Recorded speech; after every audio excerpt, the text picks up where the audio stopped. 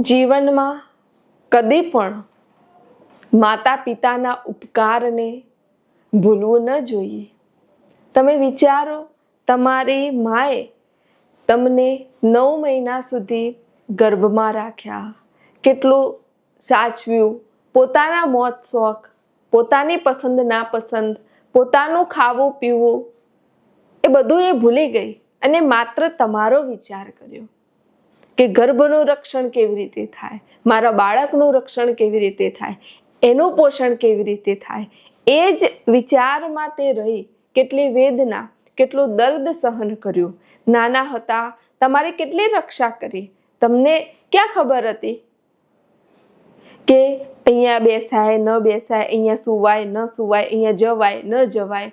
હર હંમેશ પોતાના પ્રાણની જેમ મા બાપે તમારી રક્ષા કરી, તમારા પ્રાણની રક્ષા કરી અને તમને એક દિવ્ય જીવન આપ્યું.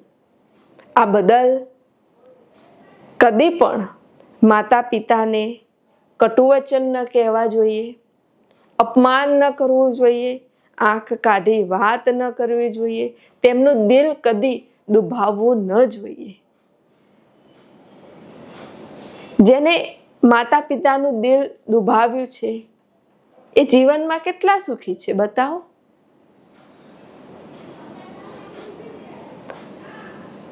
માટે હંમેશા તમારો સંબંધ તમારા માતા પિતા સાથે સારો હોવો જોઈએ, અદ્ભુત હોવો જોઈએ. તો જ તમે આ માર્ગે પરાકાષ્ઠાએ પહોંચી શકશો.